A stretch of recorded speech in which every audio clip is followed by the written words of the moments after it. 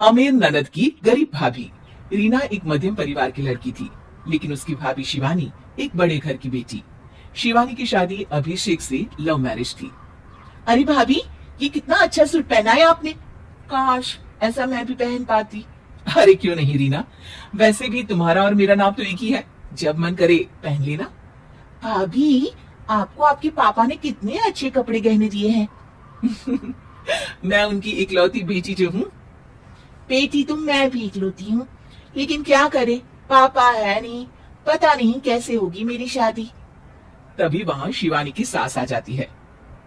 अरे क्यों नहीं करेगा भाई तेरी शादी धूमधाम से, आखिर जिम्मेदारी है तो उसकी। और वो दिन भी आ जाता है जब रीना की शादी तय हो जाती है। अभिषेक, क्या हुआ? आप इतने परेशान तो कभी नहीं दिखे। कोई बात है तो बताइए मुझे। अरे शिवानी, वैसे तो शादी का सारा इंतजाम हो गया है, लेकिन गहनों का रेट तो आसमान छू रहा है। कैसे क्या करूं, कुछ समझ में ही नहीं आ रहा।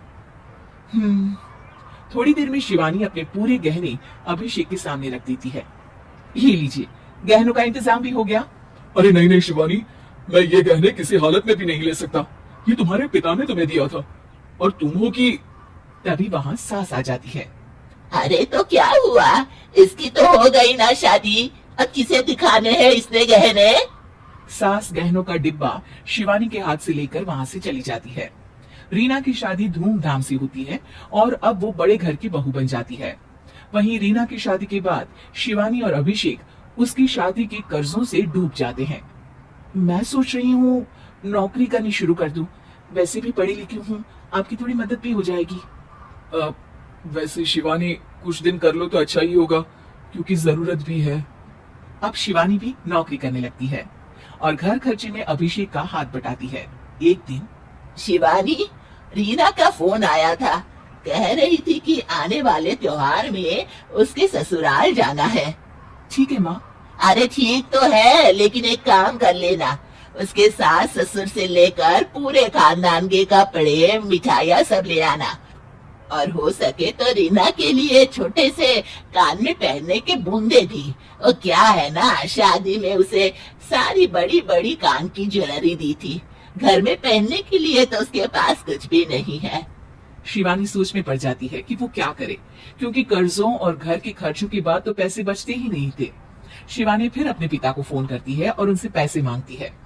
देखो शिवानी, मैंने तुम्हें शादी के वक्त ही मना किया था कि ऐसे घर में शादी करनी ही नहीं चाहिए। अरे अभिषेक को शर्म आनी चाहिए जो ससुराल से पैसे मंगवा रहा है। शिवानी को पिता की बात पर गुस्सा आ जाता है। आप मेरे पिताजी हैं और मैं परेशान थी, इसलिए आपसे मदद की उम्मीद की पापा। अभिषेक को तो पता भी नहीं है कि मैंने आपसे पैसे मांगे हैं। शिवानी सोचती है कि वो अभिषेक से बात करे, लेकिन फिर उसे लगता है कि वो टेंशन ले लेगा। तभी शिवानी की नजर हाथ के कंगन पर पड़ती है। सीधे बाजार जाती है और उसे बेचकर ननद के घर ले जाने का सारा सामान लेकर आती है और सास के सामने रख देती है। हाँ, ठीक है, लेकिन फल थोड़े और अच्छी क्वालिटी के होने चाहिए थे। शिवानी कुछ नहीं कहती, वहाँ से चली जाती है। एक दिन शिवानी, रीना का फोन आया था, बहुत रो रही थी। क्यों माँ, क्या हुआ? सब ठीक तो है ना उसके ससुराल में? अरे तूने तो उसकी नाक ही कटवा दी। अब मैंने क्या कर दिया माँ? कह रही थी कि बड़े घर की बहू है भाभी, जो कपड़े दिए वो ब्रांडेड भी नहीं थे। तू तो जानती है ना उन लोगों का पहनावा कितना अच्छा है। तू तो मेरी बेटी का भला कभी सोचती नहीं। आए भगवान, अरे बड़े घर की बहू है, इसी बात की जलन है ना तुझे, लेकिन याद रख, मेरी बेटी का सोचने के लिए भगवान है, तुम लोग कभी उसका बुरा नहीं कर पाओगे। अब शिवानी के मन में सवाल था कि क्या ईश्वर सिर्फ रीना के साथ है, उसके साथ नहीं? लेकिन उसे सुकून था कि वो अभिषेक के साथ उसकी जिम्मेदारियों को निभाने में बराबरी की हकदार है। शिवानी वहां से चली जाती है।